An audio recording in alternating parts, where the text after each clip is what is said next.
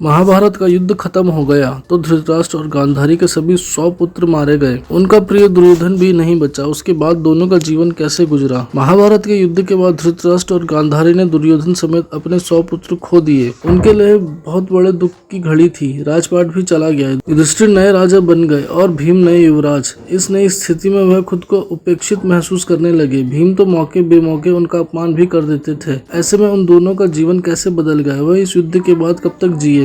महाभारत के युद्ध के बाद धृतराष्ट्र और गांधारी का जीवन दुख वाला हो गया। महाभारत में दोनों के बाद के जीवन के बारे में वन पर्व और आश्रम वार्षिक पर्व में बताया गया है, जिसमें उनकी भावनात्मक स्थिति, संन्यास की यात्रा और अंतिम यात्रा का जिक्र है।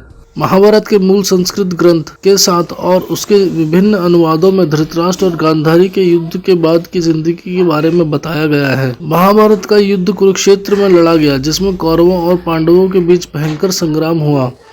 युद्ध जब खत्म हुआ तो पांडव और कृष्ण उनसे मिलने गए तो दोनों दुखी भी थे और कहीं न कहीं अंदर क्रोध से भी भरे हुए थे। इसी वजह से जब भीम और धृतराष्ट्र की मिलने की बारी आई तो कृष्ण ने भीम के लोहे के पुतले को वहां रखवा दिया, जिससे धृतराष्ट्र ने इतनी जोर से खींचा कि वो चकनाचूर हो गया। गांधारी ने जब अपनी आंख पर बंधी पट्टी के निचले हिस्से से युधिष्ठिर के पैर के अंगूठे की ओर देखा तो वह काला पड़ गया। कृष्ण को क्रुद्ध गांधारी ने शाप दे दिया। गांधारी ने कृष्ण को श्राप दिया था कि उनका कुल भी इसी तरह नष्ट हो जाएगा जैसे कुरुकुल नष्ट हुआ। यह शाप बाद में यादव वंश के विनाश का कारण बना। हालात ऐसे थे कि धृतराष्ट्र और गांधारी कहीं जा भी नहीं सकते थे।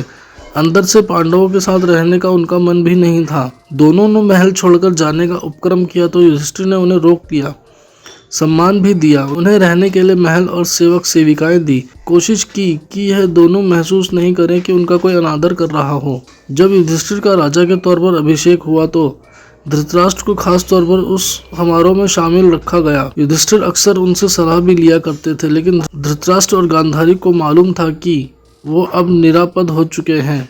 वे महल में रहते जरूर थे, लेकिन अपने पुत्रों के शोक से कभी उबर नहीं पाए।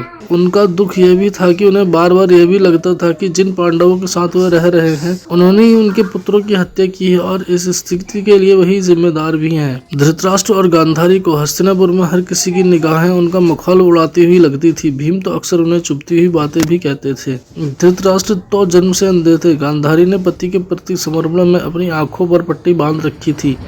दोनों ही शारीरिक और मानसिक रूप से कमजोर हो चुके थे। उनकी दिनचर्या में शोक, पश्चाताप और अपने कर्मों का चिंतन शामिल था। युद्ध के बाद लगभग 15 वर्ष तक धृतराष्ट्र और गांधारी हस्तिनापुर में रहे। इस दौरान युधिष्ठिर ने उनकी हर संभव देखभाल की। भीम का व्यवहार धृतराष्ट्र को बहुत चुभता था। भीम दुर्योधन का सबसे बड़ा शत्रु था। कभी कभी अपने कटाक्षों से धृतराष्ट्र को उनके पुत्रों की मृत्यु की याद दिलाता था। गांधारी दूसरी ओर अधिक संयमित और धार्मिक स्वभाव की थी। वे अपने दुख को भक्ति और तप में डुबोने की कोशिश करती थी। दोनों ही अपने जीवन के अंतिम वर्षों में यह महसूस करने लगे थे कि अब उन्हें सांसारिक जीवन से मुक्ति लेनी चाहिए।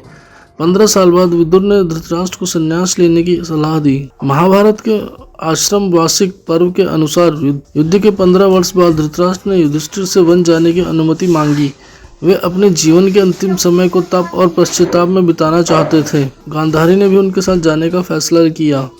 उनके साथ पांडवों की माता कुंती ने भी वन की ओर प्रस्थान किया, क्योंकि वो भी अपने जीवन के अंतिम चरण में थी।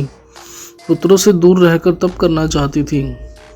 धृतराष्ट्र, गांधारी और कुंती ने हस्तिनापुर से विदा ली।